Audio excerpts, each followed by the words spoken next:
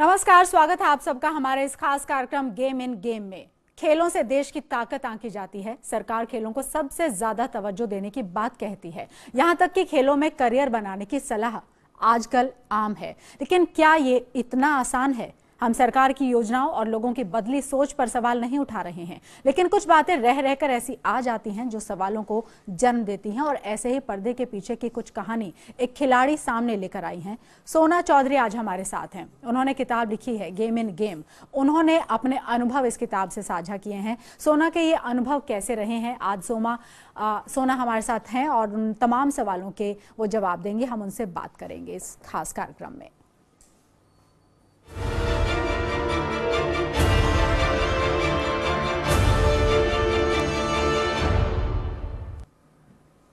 तो बहुत बहुत स्वागत है सोना आपका हमारे स्टूडियो में।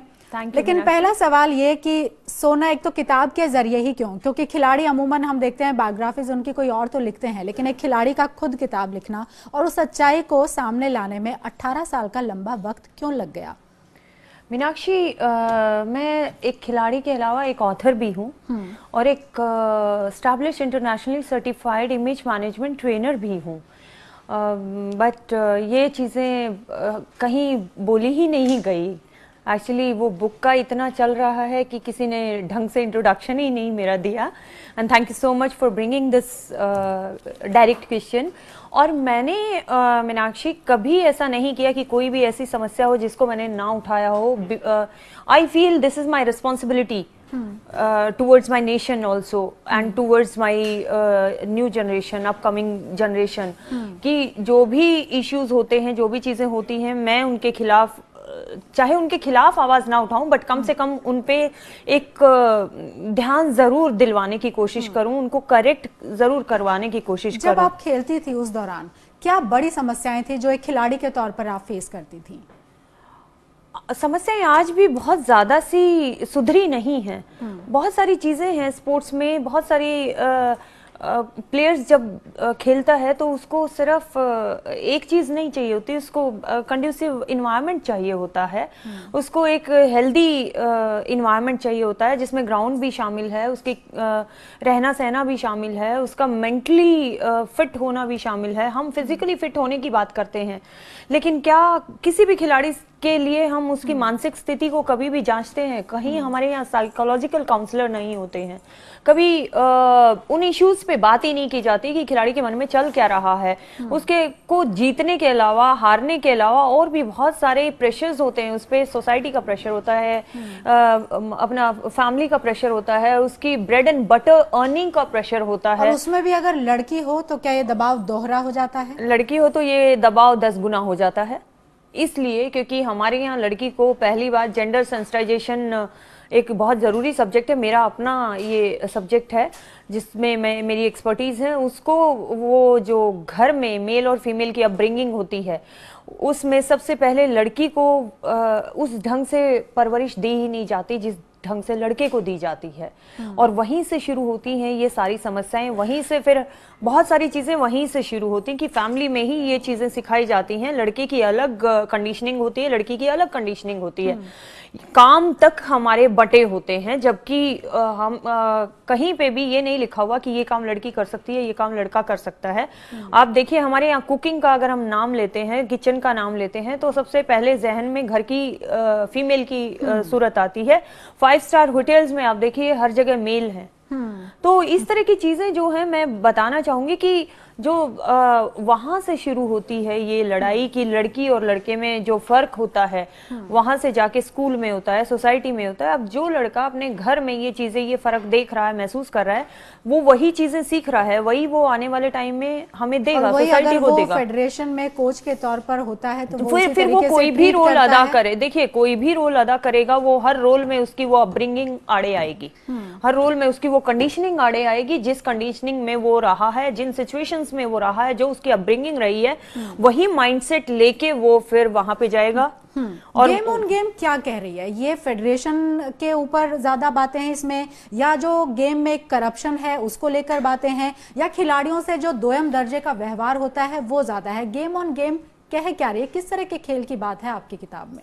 मीनाक्षी, क्या होता है कि गेम इन गेम में सारी सिचुएशंस को रखा गया है, घर की इन्वायरमेंट को भी रखा गया है कि एक बच्चे की परवरिश में क्या क्या चीजें हो रही हैं, क्यों वो रिटेलिएट कर रहा है, क्यों बाहर जाके क्यों चीजें बदल जाती हैं, एक गुरु और शिष्य का जो रिश्ता होता है उसको क्यों नहीं इतना हेल्दी लिया जाता है, क्यों नहीं हम उन चीजों को एक्सेप्ट कर पाते हैं। और ये सारी चीजें एक साथ जब घट रही होती हैं तो बच्चियां जो है वो खेलने के वक्त बहुत छोटी होती हैं, और इतनी छोटी उम्र में ये चीजें समझ पाना उनके लिए अपने आप में एक बहुत बड़ा कंफ्यूजन होता है। और हमारे यहाँ कम्युनिकेशन बिल्कुल जीरो है। हमारे यहाँ फैमिली में बच्चे से ढंग से कम्युनिकेट नहीं किया जाता, पेरेंट्स के थ्रू कम्युनिकेट नहीं किया जाता, गुड टचेस बैड टचेस पे बात ही नहीं की जाती है। तो जब हम बच्चे को एक एक्सीडेंट से बचना सिखाते हैं तो ये इस तरह की चीजों से हम बचते हैं। एज पेरेंट्स नहीं बोल पाते कि हम अपने बच्चे से इस बारे में कैसे बात करेंगे। हम सब इस दौर से गुजरे हैं, किसी स्तर पर नहीं है, इसलिए भी ज्यादा परेशानियां आती हैं। लेकिन एक चीज मैं ये भी जानना चाहूंगी कि आप बहुत सारी बातें उठा रही हैं, आपने जिक्र किया कि आपने पहले भी किताब लिखी पायदान, उसमें भी आपने इन सब का जिक्र किया। देखिए, सब कह रहे हैं कि मैंने 18 साल पहले मैं कहाँ थी, 18 साल पहले मैंने जिक्र क्यों नहीं किया। मैंने तो हर बार जिक्र किया है, मैंने तो हर पल जिक्र किया है, मैंने हर स्टेज पे जिक्र किया है, क्योंकि मैं शुरू से बहुत ही माइन्यूट ऑब्जर्वर हूँ। और सुना क्यों नहीं गया उसको? ये देखो आप, 2002 में 98 में मैंने गेम छोड़ा, 2002 में मैत्री पुष्पा जी ने ये लिखी है, इसकी जो समीक्षा है, और वो फुटबॉल को लेके ही मैंने यहाँ पे भी लिखा है कि समाज में लड़की अपनी जिंदगी अपनी तरह से जीना चाहे तो वह बेहद अकेली जिंदगी हो जाती है। लड़की की तैयारी, उसके निर्णय, उसके प्रयास, उसके समझौते सब उसी की कीमत पर होने होते हैं। तो लेकिन अब आपको लगता है कि ये जो आपने एक किताब के जरिए पहले भी जिक्र किया, अभी भी आप जिक्र कर रही हैं, जो फिलहाल स्थिति है हमारे यहाँ खेलों की, फेडरेशंस की, आपको लगता है कि वहां तक क्लिक करेगा, वहां तक चोट पहुंचाएगी आपकी ये किताब? अभी इस बार fortunately I am very thankful to all media कि मीडिया ने ये चीज़ें इस बार उठाई हैं, क्योंकि पायदान अपने आप में बहुत स्ट्रॉन्ग स्टोरी है, लेकिन उस टाइम पे मीडिया इतना नहीं था और इतने गैजेट्स नहीं थे, इतना इलेक्ट्रॉनिक और सोशल मीडिया नहीं था, तो हम लोग इस चीज़ को लोगों तक पहुंचा नहीं पाए। अभी गेम इन गेम आई है तो इश्यूज तो वही हैं, और जो हो रहा है मैंने वही लिखा, मैंने कुछ नया नहीं बोला है। जो सोसाइटी में नहीं होता वो मैंने नहीं बोला है, मैंने वो बोला है जो सोसाइटी में हो रहा है, मैंने वो बोला है जो सोसाइटी में होता आया है। लेकिन मैंने वो भी बोला है, इसलिए भी बोला है ताकि ये चीजें ना हो आगे से, इसलिए बोला गया है, इसलिए इन चीजों को, क्योंकि इसमें हुआ ये सोना, दरअसल जब ये किताब आई, जो ज्यादा चर्चा हुई आपके नाम को लेकर और इस किताब को लेकर, वो ये हुई कि जो कोच हैं वो किस तरह का व्यवहार बच्चियों के साथ करते हैं, वो उनको सेक्सुअली अब्यूज करते हैं या उनको फोर्स करते हैं कुछ गलत काम करने के लिए, उसको लेकर ज्यादा चर्चा हुई। क्या वास्तव में आपकी किताब उसी तरफ इशारा करती है, या आपके जो अनुभव हैं और जो खेल में होता है, चोट ये किस पर, खिलाड़ी को परेशान क्या करता है, ज्यादा करप्शन या जो पॉलिटिक्स होती है वहां पर, या फिर जो फेडरेशन रवैया अपनाता है उसको लेकर? देखो मीनाक्षी, कोई भी हर किसी भी ऑर्गेनाइजेशन में सब एक जैसे नहीं होते। मैंने सबको नहीं कहा है, मैंने कुछ चीजें उठाई हैं। किसी ने ये किताब नहीं पढ़ी गेम इन गेम, बस सवाल पे सवाल उठाने शुरू कर दिए। एक भी इंसान मेरे पास वो नहीं आया जिसने मुद्दों पे बात की, जो इस किताब के मुद्दे हैं, जो मेरे मुद्दे हैं, जो खिलाड़ियों के मुद्दे हैं।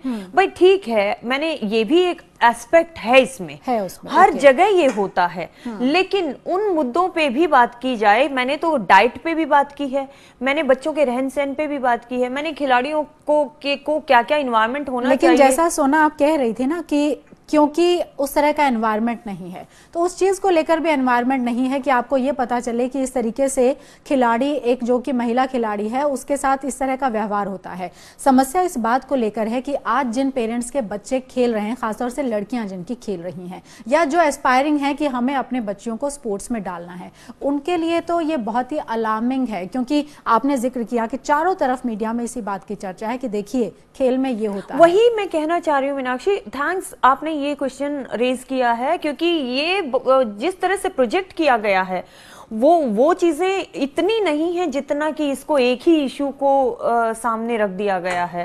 इसमें हेडलाइंस में भी वही चल रहा है, इसमें अंदर भी वही बताने की कोशिश, इसमें बहुत सारे इश्यूज हैं, इसमें इतने सारे इश्यूज हैं। आप देखिए, आपने पढ़ा है, आपने देखा है, तो एक उस चीज को, एक लाइन को उठा लिया। आप अब सिर्फ ये देखें कि मैं एग्जांपल दूं कि आपने गोल होते हुए देख लिया, गोल को तो आपने बता दिया, लेकिन मैच तो आपने नहीं देखा। आपने ये तो नहीं देखा किस खिलाड़ी ने क्या खेला, किसकी परफॉर्मेंस कैसी रही।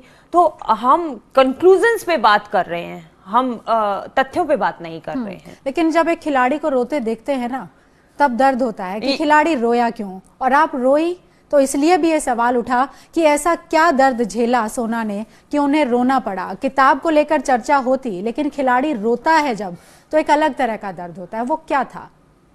मीनाक्षी, मैं रोई वहां इसलिए थी, ये सवाल, इस रोने ने आई स्वेयर इतना ज्यादा वो क्रिएट कर दिया। मैं देख रही हूँ हर जगह वही पिक्चर, और मुझे सच में बुरा लग रहा है, अपसेट हूँ उस चीज को देख के कि एक ही पिक्चर प्रोजेक्ट की गई है, उसमें जो मैं वर्ड्स बोल रही हूँ वो वर्ड्स नहीं दिए गए, वो वर्ड्स नहीं सुनाए गए। मैं ये कह रही हूँ, जब मुझसे पूछा गया कि मुझे किस बात का दुख है, आप भी पूछ रहे हैं कि मुझे किस बात का दुख है, एक खिलाड़ी होते हुए भी मैं क्यों रोई? क्योंकि एक खिलाड़ी बहुत पॉजिटिव एनर्जी रखता है हमेशा, और उसके अंदर बहुत पॉजिटिविटी होती है। लेकिन अगर दर्द है तो वो क्या दर्द है? मेरा सबसे बड़ा दर्द है, मेरे दोनों घुटने खराब हो गए। मेरा सबसे बड़ा दर्द है, मेरी कमर में चोट इतनी ज्यादा लगी है कि मैं 1 घंटा कंटिन्यूअसली बैठ नहीं सकती, मैं बगैर सपोर्ट के बैठ नहीं सकती। अगर ये किताब मैंने लिखी भी है, 8-8 10-10 घंटे की सिटिंग मुझे लगी है, कभी मैंने बैक पे पिलो लगाया है, कभी मैंने सिटिंग अरेंजमेंट चेंज किए हैं, कभी मैंने कहीं बैठ के लिखा, कभी कहीं बैठ के लिखा है।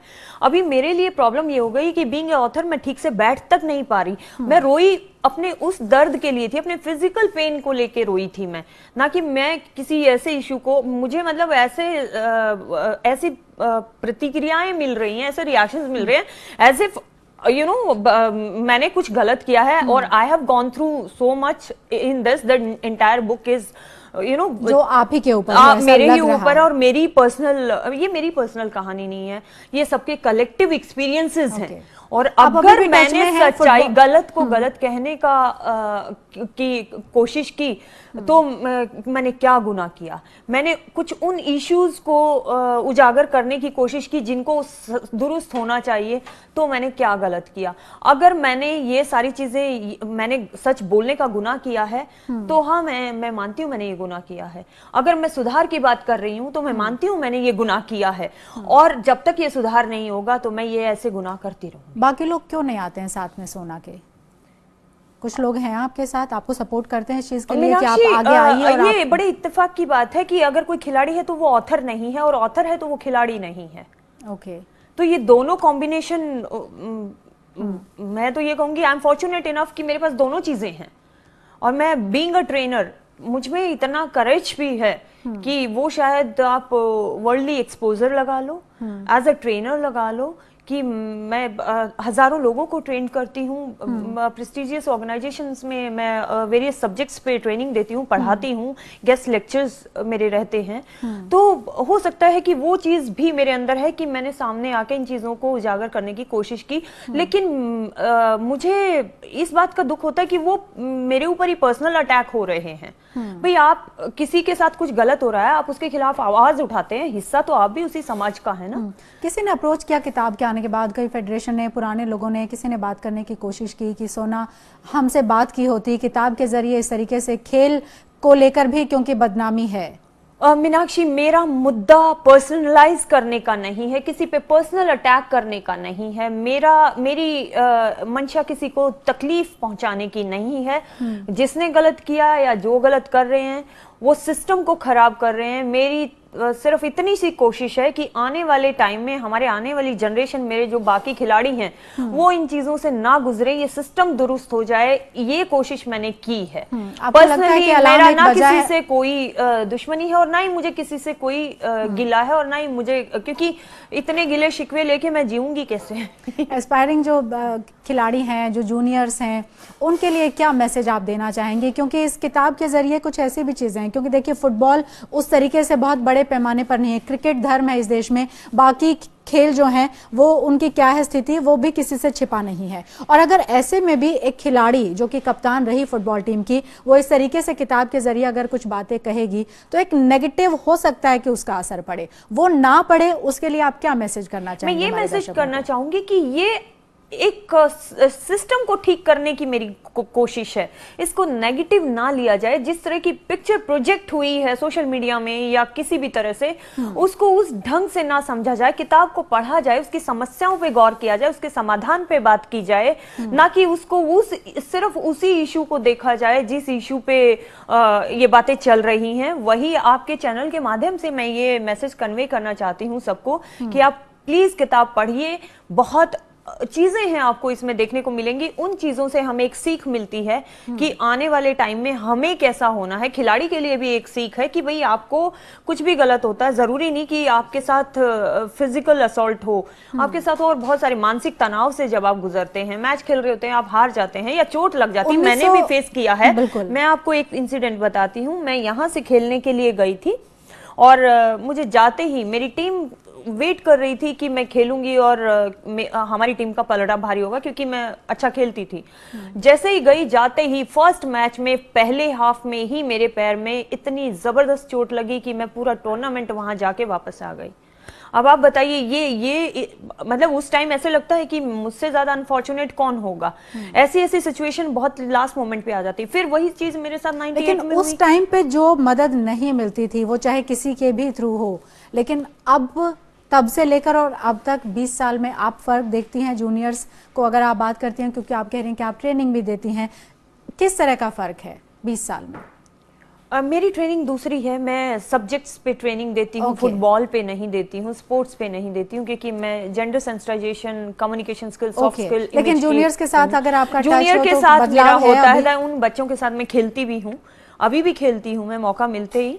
और उन बच्चों से जब मेरी बात होती है, काफी चीजें चेंज हुई हैं, ऐसा नहीं कि चीजें नहीं बदली हैं, लेकिन अभी भी कुछ चीजें एसेंस बदलनी बाकी है। जी जी, चलिए, बहुत बहुत धन्यवाद सोना, आप वक्त निकाल कर आई हमारे स्टूडियो में, आपने बातचीत की। और उम्मीद करते हैं कि सोना ने जो कुछ कहा है, जिस तरीके से अपने आप को सोना किताब के जरिए भी प्रस्तुत कर रही हैं, और एक किताब के एक हिस्से को लेकर, एक सेगमेंट को लेकर जो इतना चर्चा हुई, उसको लेकर भी सोना का ये कहना है कि बहुत सारे इसमें एंगल हैं जिनके ऊपर उन्होंने बात की है। बहुत सारी ऐसी बातें हैं जो इस किताब के जरिए वो देश के सामने जो खिलाड़ी हैं, जो युवा खिलाड़ी हैं, जो खेल में आना चाहते हैं, उनको बताना चाहती हैं। और ये बताना चाहती हैं कि सब कुछ ऐसा नहीं है, लेकिन बावजूद उसके कुछ चीजें ऐसी हैं जिनको लेकर खूब चर्चा हो रही है, और सोना ने उन सब चीजों को स्पष्ट करने की हमारे जरिए, न्यूज़ वर्ल्ड इंडिया के जरिए कोशिश की है। बहुत शुक्रिया सोना, हमारे साथ जुड़ी आप स्टूडियो में, धन्यवाद आपका। और फिलहाल के लिए गेम इन गेम में अभी के लिए इतना ही। नमस्कार।